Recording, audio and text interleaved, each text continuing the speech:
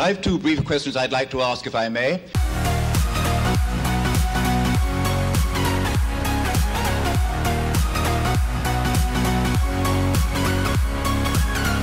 Hi, welcome to Left Foot Media. My name is Brendan Malone and you're watching The Daily Question. Today's question of the day: what does the funeral of John McCain say about the state of society? Now, you might remember that on Monday in my episode of The Daily Question, I talked about Aretha Franklin's funeral, in particular a sermon that was delivered there, and I asked the question, was her funeral too politicised? However, with the death of John McCain, and the funeral in particular of John McCain and what's gone on around his funeral, I think it's very clear that this funeral and his passing has now been highly politicised. Now, it was always going to be political because he was a politician, a high-ranking politician in the US. So his life, his career, is in the bulk of it is in politics. He's a guy who had a go at the presidential race as well in 2008. So there's going to be a lot of politics surrounding his life and his eulogies and his funeral. However, being politicised or having your funeral and your death politicised is a very different thing, and it's not a good thing at all. It's when your death and your funeral is taken and it is weaponised and used as a political tool to suit particular ends, and that is not a good thing when that happens at all. And we've seen lots of examples of it around John McCain. So first of all, you know, Trump's reaction has not been good at times to McCain's passing and around the funeral. His daughter made a very, very pointed comment in the eulogy at the funeral. So this is eulogy for her father. She makes a very pointed comment against the current establishment in the US. The media, up to their usual tricks, went looking to cherry pick certain aspects of the funeral, and they find statements that are made by Obama and by George Bush, previous president, and they say, hey, look, they're attacking Trump. Now, it's interesting when you look at the actual statements they made, because I'm not convinced they were necessarily attacking Trump, or if they were very, very subtle digs, but the media, being the media, decided to make a big deal out of it. It's quite interesting, the whole media angle on this, because back in 2008, when he was running for president, it's fair to say that the media was certainly not friendly to John McCain, but typical, the way things go with the media, it's all about narrative, not so much about truth. And so now that the narrative has changed because there's a different guy in the White House, they're willing to canonise a guy that previously they weren't so favourable towards, which is sort of adds a whole nother spin on all of this.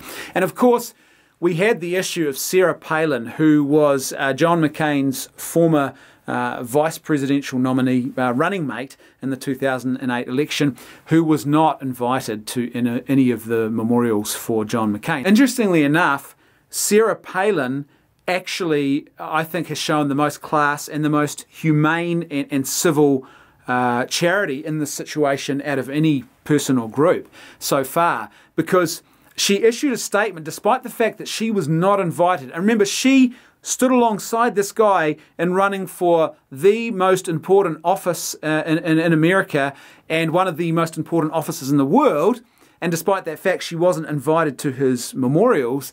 And so she probably, if she'd wanted to, she could have really had an axe to grind, but she didn't. She issues a statement about how, you know, he'll be sadly lost, a statement of friendship and solidarity with him and his family, and about how grateful she was for you know, that journey that she went on with him. It's a very, very magnanimous thing to do. And then the media, in typical media fashion, tried to corner her and said, well, you know, tell us more about why you weren't invited. And they tried to draw her out on that. And she said, look, I've got nothing else to say. That's all I'm going to say. And to me, that's how you respond in these situations. It was a very humane, person-centered response.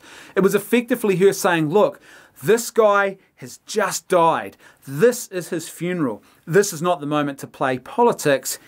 Here's all I'm going to say. I'm going to eulogise the guy, and I'm going to say it's sad that we've lost him, and my memories of him are fond, and just leave it at that. And I thought that was a very magnanimous thing. To me, that's a great example of not playing politics.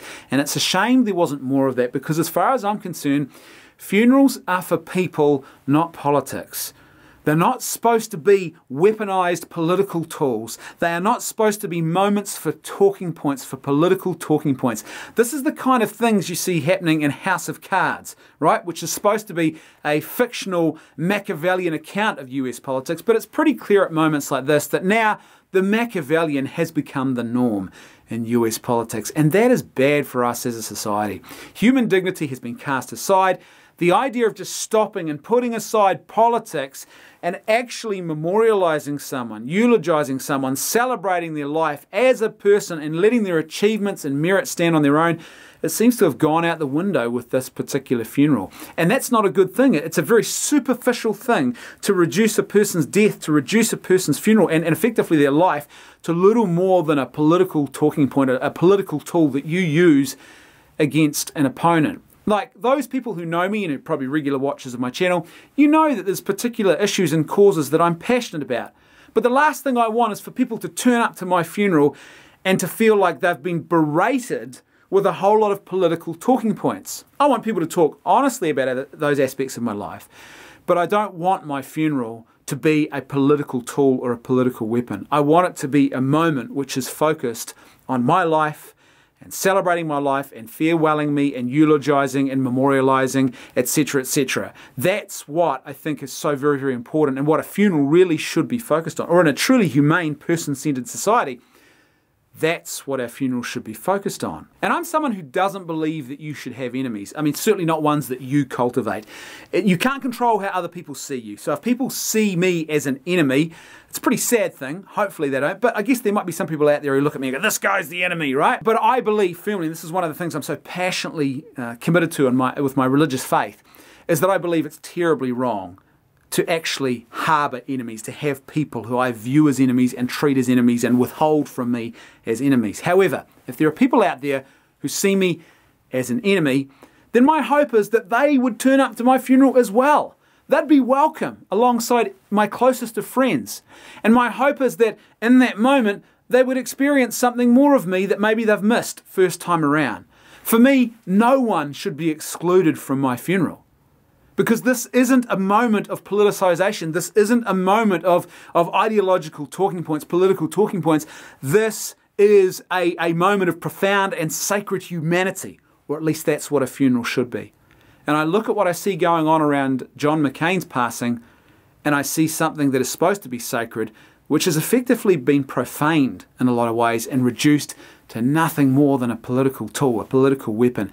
And I think that's an absolute disaster, and it doesn't bode well for us, and it doesn't paint a good picture of where society is at when we're so willing to do that. We've lost sight of even that basic idea that a person's funeral is not something to be reduced to a utilitarian means to an end, that it's supposed to be a moment where we actually celebrate and remember the dignity of a person, even if we haven't always agreed with them, even if we've disagreed strongly with them throughout the rest of their lifetime. As per usual, I'd love to hear your thoughts, so please let me know what you think in the comments section below. And if you like the content I'm creating and you'd like to see more of it, then please support me on Patreon or PayPal. There's a link for both in the description below. That's right, I can hear my theme music too. I'll see you tomorrow on The Daily Question.